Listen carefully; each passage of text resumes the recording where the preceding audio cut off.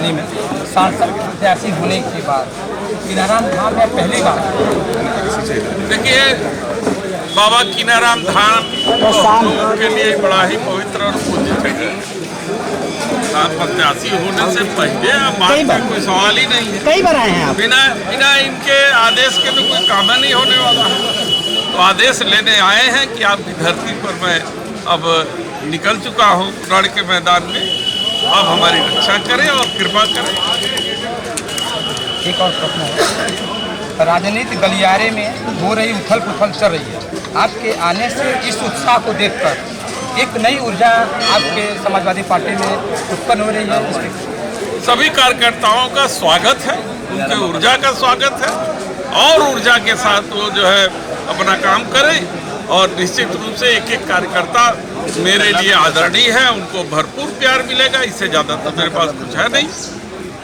एक और है छोटा सा, पीडीए के पहल पर आपसे क्या उम्मीद की जाए? जो पीडीए भी चल रहा है, इस पर क्या आपकी उम्मीद की जाए? देखिए, पीडीए और इंडिया गठबंधन एक ऐसा गठबंधन है कि जो विकास को गांव की तरफ ले आता।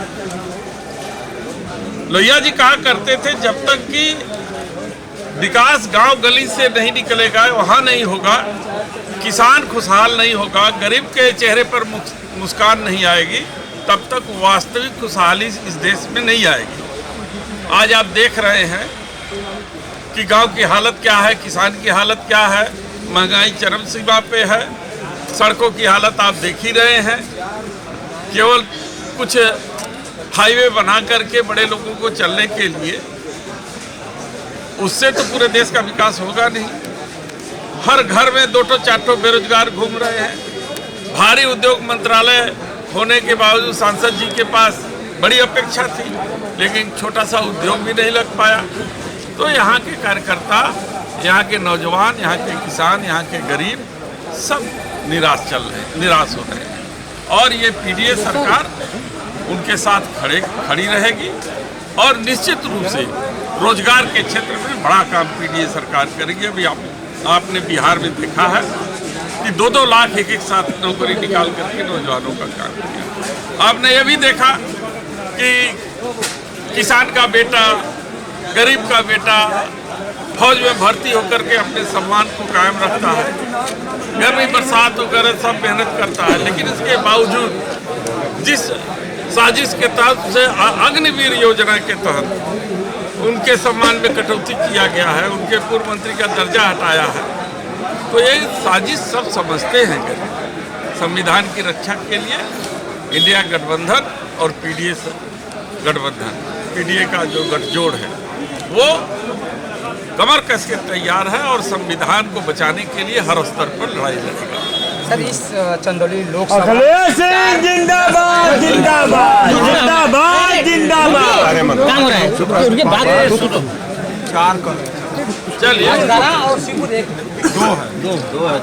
चलिए, अजगरा, शिवपुर, सकलडीहा, ज़्यादातर सकलडीहा पर आप क्या जोर देंगे? सकलडीहा में किस तरह से विकास नहीं हो पा रहा है?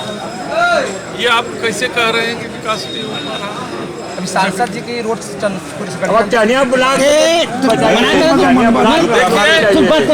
ये सरकार एक तरीके से विद्वेष रख करके काम करती है। हमारे यहाँ समाजवादी पार्टी का विधायक है, उससे दाह रखती है। जो भी प्रपोजल ये भेजते हैं, मैंने देखा है कि कोई गांव से लेकर के चहनिया हो, चाहे वो बड़ी सड़कें जो आप बनती देख रहे हैं, ये सब प्रयास माननीय विधायक जी का है।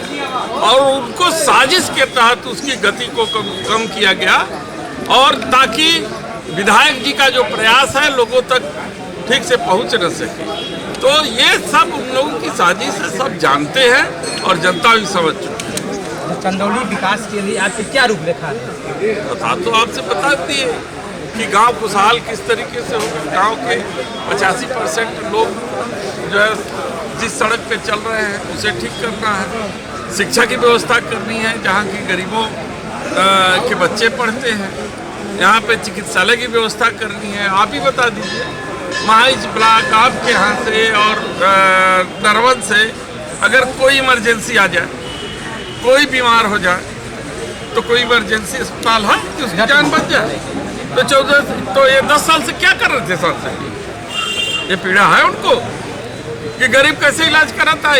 एक तो दीनदयाल अस्पताल था जहां हमारे नेताजी ने मुफ्त इलाज की व्यवस्था की थी। दवा पढ़ाई सस्ती होगी, मुफ्ती होगी, ये नारा दिया था। उसको भी प्राइवेट जो है कि नरमन पॉइंट के किसी बड़े उद्योगपति को दे दिया।